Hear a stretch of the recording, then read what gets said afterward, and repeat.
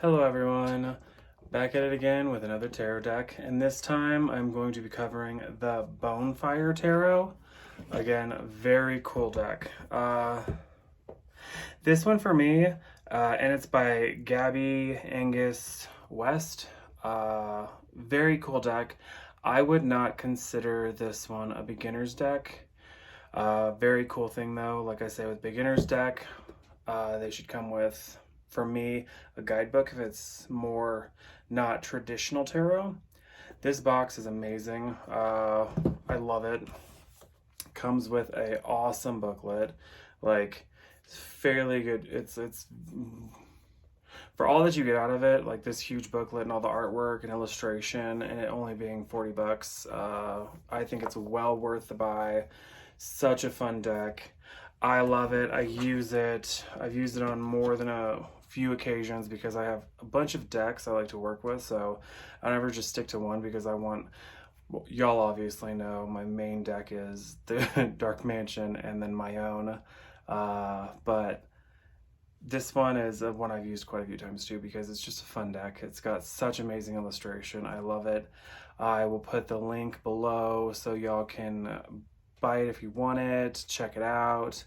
I usually go with Amazon because Amazon does it fairly decently priced. I like it on Etsy too, but sometimes people who are dealing tarot cards on Etsy tend to get a little pricey, so I stick with Amazon.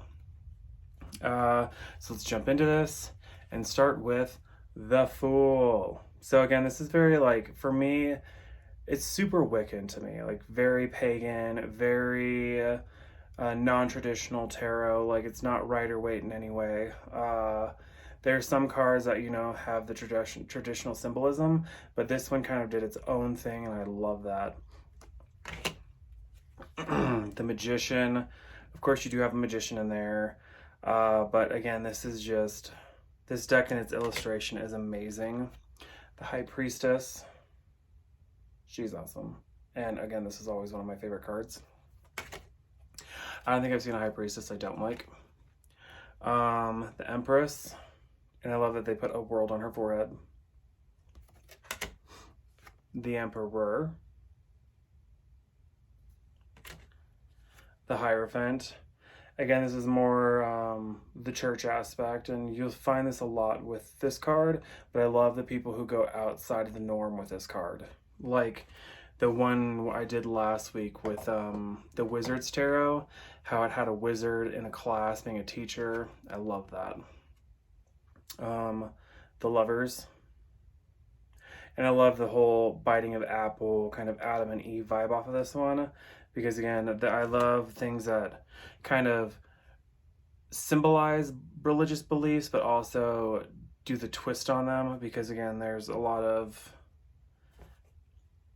y'all know me. If you don't, I grew up in a religious household. Even though we didn't go to church, it was always, oh, well, if you don't do this, blah, blah, blah, God, God, God, God, God. But never really went to church unless family members came into town. So that, anything religious, kind of like, if you can put it in a cool way, I like it. The Chariot. Strength.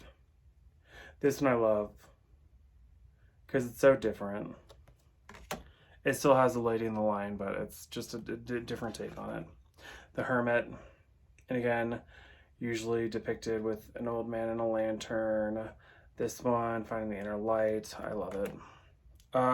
Wheel of Fortune. This Wheel of Fortune is different. You see a ship wheel instead of like a Ferris wheel or anything like that, and you have a woman in there, so it's just different from what I've usually seen as the Wheel of Fortune, so I like it. This one is a little more dark for me, and I love things that are dark because, again, usually things that are dark based people have like a misconception about, and it's one of those just preconceived notions. So I love anything that kind of I can put my psychological aspects on. Justice, again, the Balance,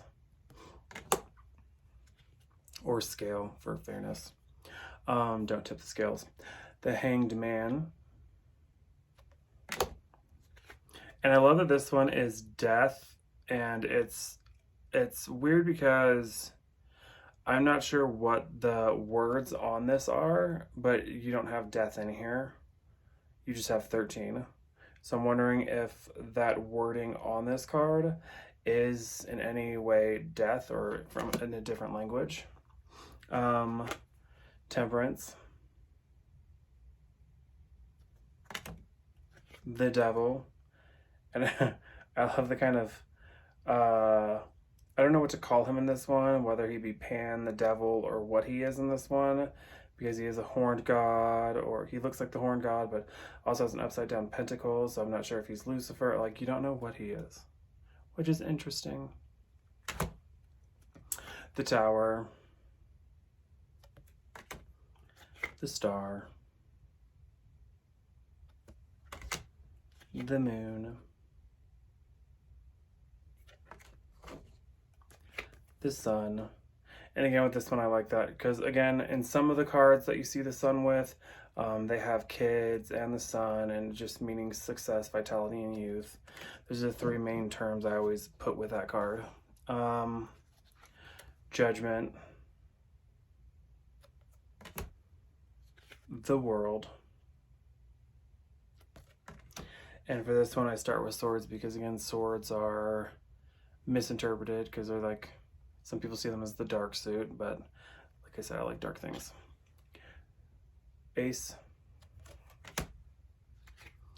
2, and this is a very traditional kind of like thing too, with a blindfolded woman with 2 swords, so that's very traditional as well. 3 of Swords, very traditional as well. 3 swords through a heart, but I love that it's kind of like a sailor vibe. Just recently, well, it was a while ago, but I posted like a pirate thing on my thing, and I'm like, who wants to be a pirate witch? 4 of Swords. I love that it's like rest and relaxation and a bubble bath. 5 of Swords, only getting beat up, defeat. 6 of Swords, which is fun because this is a transition card, so this is like transition. But the funny thing about this is it's kind of traditional as well, because usually what you see is someone traveling a boat away. In a few of my decks I've seen that. 7 of Swords. 8 of Swords. Again, that open space, so you are able to free yourself, but sometimes you don't want to. 9 of Swords. I love this creepy ass card. Again, this is a card that stalks me from time to time, but I love it. 10 of Swords. This is also kind of traditional because she has a guy getting stabbed in the back. And that's what it can be, and that's what it can mean. It could mean, hey, you've been backstabbed, or you might be backstabbed if it's a future card. So watch out for your friends and enemies. Page of Swords. Knight of Swords. Queen of Swords. And King of Swords. Ace of Wands. Love the pine cone at the top. 2 of Wands. 3 of Wands. 4 of Wands. 5 of Wands. Which honestly I just want to call these pine cones because, again, a bunch of pine cones. 6 of Wands. 7 of Wands. 8 of Wands. 9 of Wands. 10 of Wands. Page of Wands. And the thing I love about this card, though, which is funny because the Page of Wands is like an enthusiastic card, so it can represent enthusiasm, and this person just does not seem enthused. So this could be the reversal. Or shadow. Knight of Wands. Queen of Wands. And King of Wands. They kept it with pentacles. Well, they kept it with the pentacle in it. Only thing is, in this one they call it coins. So, Ace of Coins. 2 of Coins. 3 of Coins. 4 of coins, 5 of coins, 6 of coins, 7 of coins, fruits of your labor, 8 of coins, 9 of coins, 10 of coins. So the page of coins I've always seen as like, it's not the specific, but it's one of the definitions. It could mean a new job is on the horizon. So page of coins I always see as like the new job or something fresh. Knight of coins I always see as like kind of a routine card. And that's why I say some decks kind of show that kind of symbolism and some don't. So that's why I'm always like, for some decks you might need a book. Like I'm thinking for the next tarot deck I want to create, I actually want to create that King of Coins. But I would like to create like an actual booklet for my next tarot deck, because I'm thinking something more like an actual picture version of a tarot deck. But I just haven't decided on what I want it to be, like whether it be pagan, Wiccan, or what I want it to be. Like, I know I want it to kind of stay in the 5 points description, so I still want to keep it with like the spirit, earth, air, fire, wind, and that kind of thing. So each deck still have that kind of symbolization. So I hope to do that, but with like real people and real things. So let's keep an eye out for that one as well. Ace of Cups. So let's end it on love. 2 of Cups. 3 of Cups. 4 of Cups. 5 of Cups. 6 of Cups. 7 of Cups. 8 of Cups.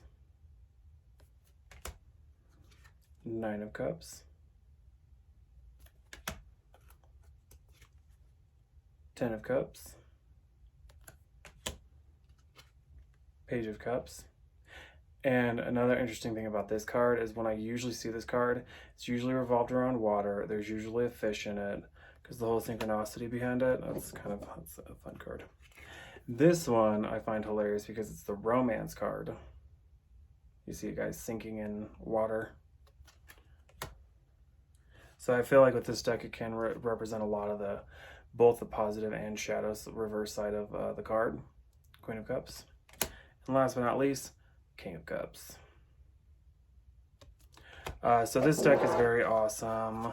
I love the back as well. It's a fun deck. If you like it, go ahead and buy it. The link is in the description box. It's fun. I like to read with it. It feels more plasticky, so it can be a little hard to shuffle. So for those of you who don't know how to shuffle, there are different ways to shuffle. I'm from Vegas, so I just know how to do it the traditional way. Other than that, I hope you all enjoy this deck, and stay tuned for more decks because I have quite a few to go through.